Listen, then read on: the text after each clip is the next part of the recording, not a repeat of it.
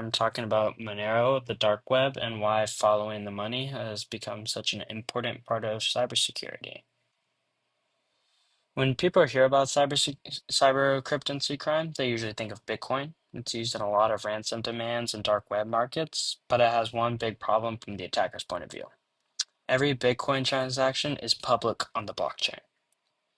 While it's not easy, it does mean that law enforcement and companies can often follow the trail over time and sometimes link wallets back to real people or exchanges. Because of that, many criminal groups have started to prefer privacy-focused coins, and Monero is one that comes up again and again in ransomware reports.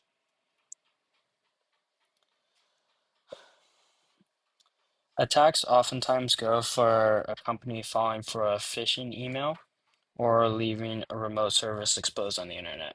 A ransomware group can get in, move through a network, steal sensitive data, and encrypt important systems. Once the victim is locked out, they get a ransom note that points them to a site that only opens in the Tor browser. On this portal, they get a deadline and demand. A lot of cases, there are two prices. The first is Bitcoin, and the second is Monero. The message is clear. If you pay us in the coin that's harder to trace, you get a discount, a little bit less off. So Monero is cheaper.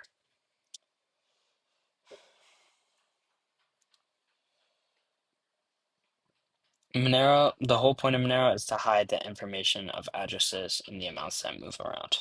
It uses techniques like ring signatures and stealth addresses, but we do not need to know the math to understand the impact of this. From the outside, you can not easily tell which address sent funds to other addresses or how much was sent. This means the usual style of blockchain analysis, where you follow a line of transactions through the system, breaks down very fast.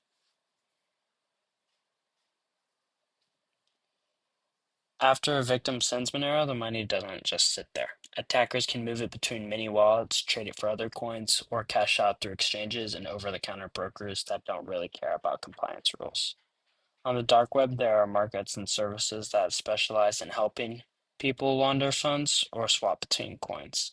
Chain Analysis and other firms have shown that darknet markets and ransomware payments continue to be some of the most stubborn areas of crypto crime, as even as other types of scams go up and down.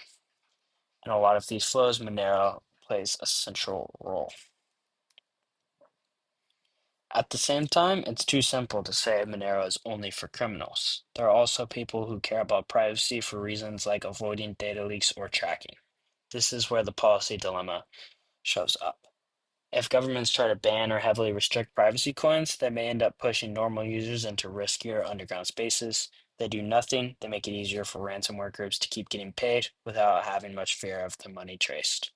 In practice, law enforcement focuses on the edges like seeding infrastructure, taking down markets, and putting pressure on exchanges that handle dirty funds, even if the Monero network itself is hard to analyze.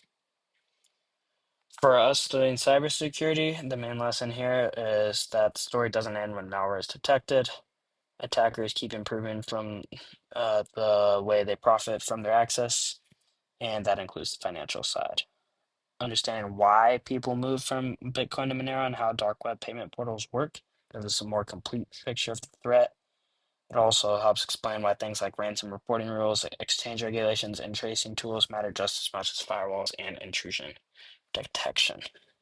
In the end, if defenders and policymakers can make it harder to get paid, they can reduce the incentive for some of these attacks in the first place.